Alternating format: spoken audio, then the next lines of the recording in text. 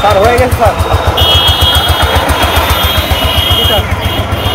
Sir লাগবে না লাগবে না না না হারি তো কম না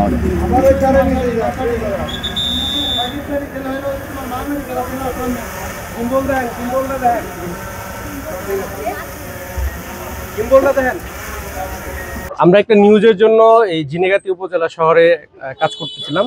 ড্রোনটা আমরা ফ্লাই করার পর অসতর্কতা বশত আমাদের ড্রোনটা হচ্ছে বিদ্যুতের তারে জড়িয়ে যায়। পরবর্তীতে আমরা ফায়ার সার্ভিস এবং বিদ্যুৎ বিভাগকে জানাই, তারা তাৎক্ষণিক লোক পাঠিয়ে আমাদেরকে ড্রোনটা উদ্ধারে সহযোগিতা করে।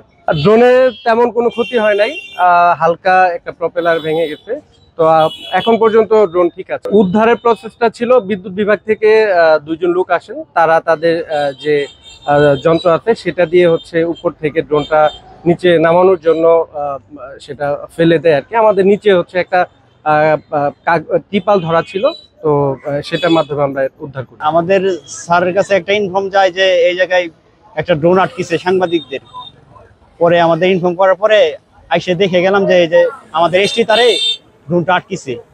পরে এর জন্য আবার অফিসে যাই হোস্টিক নিয়ে আসে পরে ড্রোন ছাড়াই দিলাম সাংবাদিকদের। এটা 11,000 ভোল্ট। আমাদের এটার যদি উপরে কোনো কিছু যায় বা বাঁশ খড়ি যেটাই পরে এটাতে আকর্ষণ করে।